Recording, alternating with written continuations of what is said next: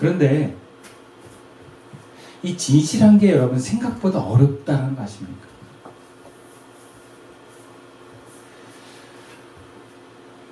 누구나 진실되게 살고 싶어요. 처음부터 그렇게 거짓말한 사람 많이 없을 거예요.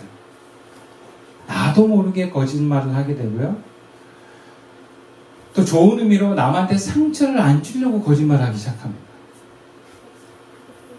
나를 보호하고 남에게 싫은 소리 하지 않으려고 거짓을 하고 가식으로 대하게 돼 있어요.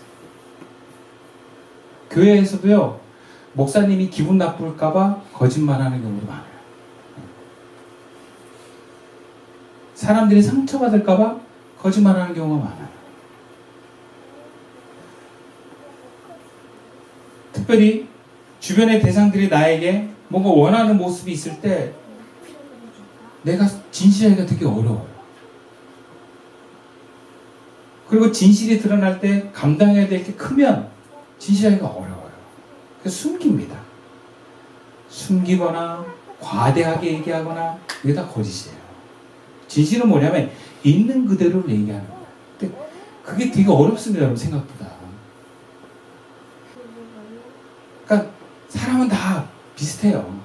어느 상황에 있든지 자기를 보호하기 위해서 거짓을 동원할 가능성이 많습니다. 우리도 그럴 수 있어요. 두렵기 때문에, 감당하기가 어렵기 때문에 솔직히 얘기하지 못할 때가 많아요. 예를 들어서 아내가 나 이뻐하는데 못생겼어. 그걸 어떻게 감당해요? 감당할 수 있어? 난 감당 못하겠더라고. 그래서 뻥도 많이 쳐요. 오, 되게 멋있어. 잘했어. 오, 잘했어. 막 이렇게. 잘하기는 속으로만. 되게 어려워요. 네. 뭐 화이트 거짓말이라고도 하는데 이게 나중에 구분이 잘 안 가요. 베드로 같은 경우에 예수님이 너 나 버리고 갈 거야.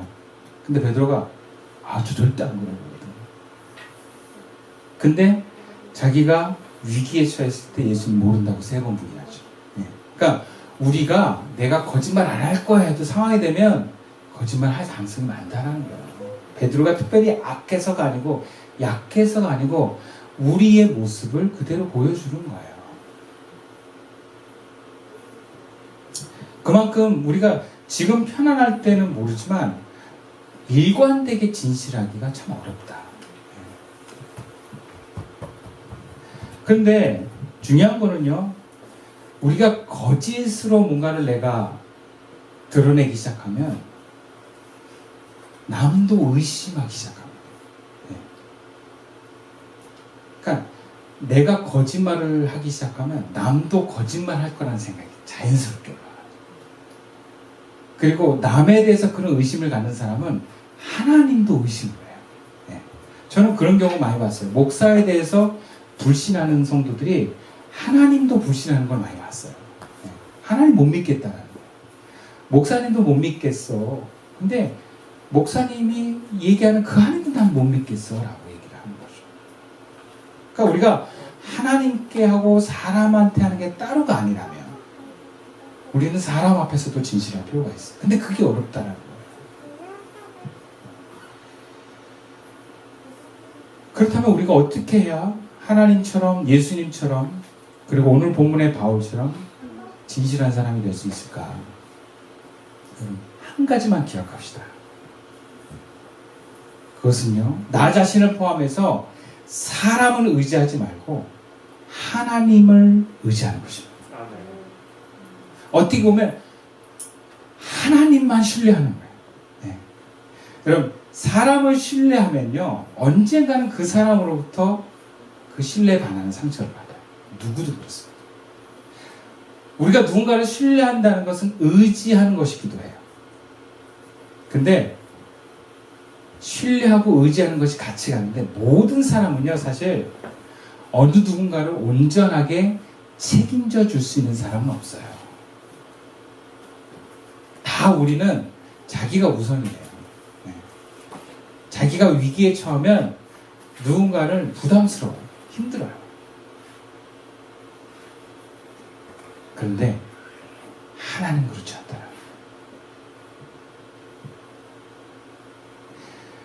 본문 9절에서도 바울은 내가 하나님만 의지하게 됐다. 하나님만 의지하게 됐다. 바울은 고린도 교인들한테도 굉장히 상처를 받았지만 하나님만 의지하게 됐다라는 사실만으로도 고린도 교인들을 품을 수 있게 된 것 같아요. 그리고 본문 20절에 바울이 또 이런 고백을 합니다. 하나님의 약속은 얼마든지 그리스도 안에서 예가 되니 그런즉 그로 말미암아 우리가 아멘하여 하나님께 영광을 돌리게 되느니라. 예수님도 하나님만 의지했다. 그래서 예수님은 그 하나님께 예만 하셨다. 이건 우리도 마찬가지다. 우리 자신들이 원래 고린도를 2번이나 거쳐갈 계획을 세웠지만 내 안에 주님이 오히려 안 가는 것이 고린도 교회를 위한 것임을 말씀하셨기 때문에 나 순종했다. 그 얘기를 하는 거예요. 그러면서 이런 말을 하는 거죠. 그리스도는 하나님께 오직 예만 하셨다. 나 역시 내 계획이 있고 내 바람이 있지만 주님과 하나 된 나는 오직 성령의 인도하심에 따라 나도 예만 있다라고 얘기하는 거예요. 이것은 바울이 예전에 2차 전도여행에서 소아시아 교회를 방문하려고 하는 계획을 접고 성령의 부르심에 마게도냐 지역으로 떠난 것과 같은 거예요. 그러니까 바울은 나름대로 계획을 세워요. 그러나 결론은 성령이 인도에 따라갑니다. 그게 바울의 신앙의 삶이에요. 이것은 성령의 계획하심이 가장 정확하기 때문이고 자신은 성령을 통한 주님의 인도하심에 오직 예라고만 대답하는 종이기 때문에 그렇다는 것이죠. 만약 바울의 대적자들도 바울이 아니라 하나님을 신뢰하고 바울이 아니라 하나님을 의지했다면 바울이 못 오게 되면 바울은 오기를 원하지만 하나님이 바울을 오게 하지 않는구나 라고 마음먹으면 되는 거예요. 그런데 하나님을 의지하지 않고 바울을 막 기대하고 있고 바울을 의존하고 있으니까 바울의 행동이 바뀐 것에 그들이 상처를 받고 의심하기 시작합니다. 그래서 우리가 사람을 의존하면요, 내가 언젠가는 그 사람으로부터 뭔가 상처를 받잖아. 그러면 의존한 만큼 상처를 더 크게 받게 돼 있어. 내가 기대한 만큼 더 많은 상처를 받게 돼 있어. 그래서 누구한테 우리가 상처를 제일 많이 받냐면 남편, 아내한테 상처를 제일 많이 받고요, 부모한테 상처를 많이 받습니다. 부모는 자식한테 상처를 많이 받아요. 왜? 다 기대하고 의지하고 뭔가 내가 신뢰할 만한 사람들이었기 때문에. 그 원수는 가까이 있다. 원수는 가까이 있다. 믿을 만했던 사람들이 다 배신하기 때문에 먼데 있는 게 아니에요. 가까이 있어요. 근데 여러분, 우리는 아무도 믿을 사람이 없어요. 왜? 사람이라는 존재를 사실 믿기는 어려워요. 그냥 사랑하고 품어주는 거예요. 하나님만 의지하고 하나님만 믿읍시다. 그렇다고 막 다 의심의 눈초리로 저들 다 배신 때릴 거야. 이게 아니라 그 하나님의 믿음으로 바라보면 그냥 내 주변의 사람들이 다 연약해도 품어지게 돼요. 그냥 믿어주고 그냥 받아주고 그냥 넉넉한 마음으로 보게 되는 거야. 근데 사람을 의지하면 이 사람이 나를 사랑하지 않을까? 나를 뭔가 이렇게 내쳐지지 않을까? 막 두려워하고 의식하게 돼요. 애들 보면 그래요. 애들이 엄마나 아빠에게 너무 집착한 애들은 굉장히 뭔가 두려움이 같이 있어요. 날 밀어내지 않을까. 너무 의존해서 그래요. 네. 그러니까 가족이든 부모 자식 관계든 부부 관계든 의존하고 신뢰하는 관계는 아니다. 그런데 하나님만 신뢰하면, 하나님을 의지하면 다 품어진다. 그 잠언에 이런 말씀이 있어요. 사람이 마음으로 계획하지만 그 걸음을 인도하시는 분은 하나님이시다.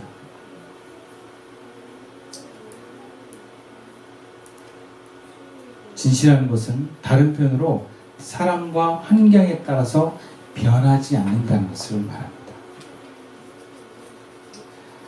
우리가 이런 사람이 될 필요가 있어요. 변하지 않는 사람. 성경에 이런 이야기가 있습니다. 하나님께서 애굽의 노예살이 하던 이스라엘 백성들을 이끌어내셨어요. 가나안 땅으로 인도하셨죠. 그런데 그 이스라엘 백성의 기대와 바람대로 금방 가나안 땅에 들어갈 수가 없었어요. 왜? 가나안 땅에 들어갈 만한 믿음이 안 돼서 그래요. 그냥 믿음 없이 가면 다 죽는 거거든요. 그래서 하나님이 믿음을 키워가기 위해서 광야에서 계속 돌립니다. 일종의 훈련이에요. 성장의 훈련이고 믿음의 훈련이었죠. 근데 그것을 이해하지 못한 이스라엘 백성들은 하나님을 버리기 시작하고 우상을 선택하기 시작했습니다. 하나님이 세우신 모세를 비난하고 그를 반대하고 떠나려 합니다. 그러다가 다 멸망의 길로 가요. 하나님과 하나님이 세우신 모세를 신뢰하지 않은 결과 멸망이었습니다. 그런데 그 와중에도 모세와 하나님을 떠나지 않는 사람이 있었어요. 대표적으로 여호수아와 갈렙입니다. 어쩌면 그들은 당장 그들만큼은 가나안 땅에 들어갈 자격이 되었는지도 몰라요. 그런데 그럼에도 그들은 하나님의 광야 40년을 신뢰와 믿음으로 견뎌냅니다. 그리고 결국 가나안 정복에 선봉에 서게 되죠. 특히 가나안 정탐을 하고 백성들 앞에서 그들이 본 광경을 설명하는 장면에는 그들이 얼마나 하나님을 신뢰하고 그 하나님의 뜻을 따르려고 하는지를 알게 돼요. 민수기 13장 30절 말씀인데요. 갈렙이 모세 앞에서 백성을 조용하게 하고 이르되 우리가 곧 올라가서 그 땅을 취하자 능히 이기리라. 그렇게 합니다. 하나님의 사람으로 하나님을 신뢰하는 사람은 어떤 사람인가를 알게 해주는 모습이에요. 근데 나머지 10명의 정탐꾼들은 하나님을 불신합니다. 두려움을 기반으로 과장되고 거짓된 이야기를 해요. 그게 민수기 13장 31절 32절에 이렇게 얘기합니다. 이스라엘 자손 앞에서 그 정탐한 땅을 악평하여 이르되 우리가 두루다니며 정탐한 땅은 그 거주민을 삼키는 땅이요 거기서 본 모든 백성은 신장이 장대한 자들이며 거기서 네피림 후손인 아낙 자손의 거인들을 보았나니 우리는 스스로 보기에도 메뚜기 같으니. 메뚜기래요. 거짓이에요. 과장이에요. 여러분 우리가 진실하려면 내가 생각하는 기대와 모습이 다르더라도 낙심하지 말고 받아들이는 거예요. 그리고 그분의 인도하심을 묵묵히 따라가는 거예요. 그래서 우리 삶에 하나님을 믿고 따라가다가 실망할 만한 사건이 많이 있어요. 그럴 때마다 여러분 하나님을 포기하지 마세요. 여러분이 기대대로 안 될 수도 있고 바람대로 안 될 수도 있고 기분이 나쁠 수도 있지만 하나님은 포기하지 마세요. 하나님의 뜻대로 된다. 하나님의 계획대로 된다. 그러면서 수용하는 자세입니다. 설교를 준비하면서 이런 경험이 생각이 났어요. 처음에 같이 개척했던 멤버 중에 많은 이야기를 같이 나누면서 이상적인 공동체를 꿈꿨어요. 우리 교회 시작할 때.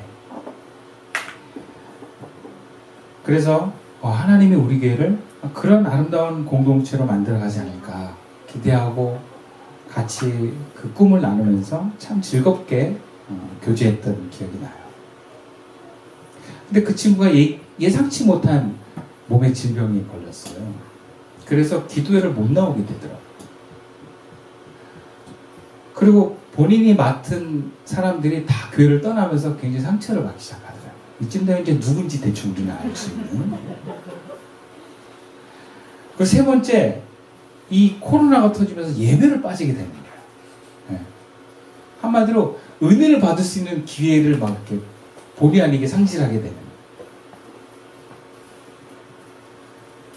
그 예배가 다시 재개됐는데 한두 번 정도 나오는데 어색하게 나오더라고요. 그리고 어느 날 문자가 저에게 왔어요. 근데 제가 정리를 해보니까 이런 내용이에요. 이 교회가 목사님 제가 바라던 교회가 안 될 것 같아요. 저는 다른 교회에서 신앙생활 하겠습니다. 그래 문자를 남기고 교회를 떠났어요.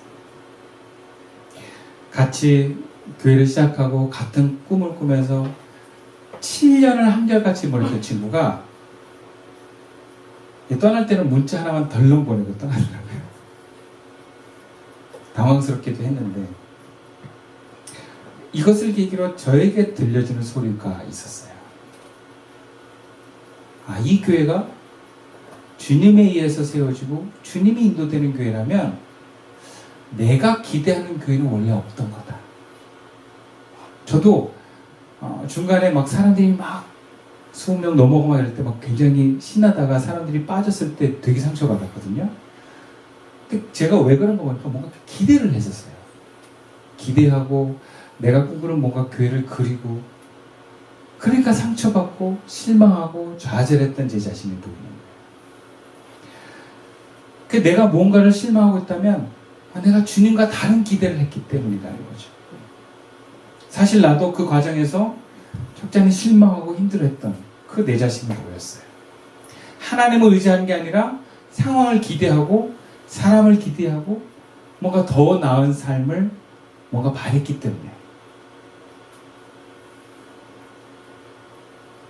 내가 마음에 안 들고 내가 실망스러운 것은 여러분 내 문제입니다. 하나님은 문제가 없어요. 그리고 어떻게 보면 다른 사람들도 문제가 없어요. 원래 사람은 그래요. 그럴 수 있더라고요. 그게 사람이잖아요. 사람 그렇게 변할 수 있어요. 그러나 하나님은 변하지 않습니다. 우리가 이것을 붙들면 돼요. 사람은 변할 수 있지만 하나님은 변하지 않는다. 내가 마음에 안 들고 내가 실망스러운 거 내 문제다. 내 에고가 주님보다 앞섰기 때문이다. 잠언 3장 말씀에 이런 말씀이 떠오릅니다. 너는 마음을 다하여 여호와를 의뢰하고 내 명철을 의지하지 말라. 너는 범사의 그를 인정하라. 그리하면 내 길을 지도하시리라. 기도드리겠습니다.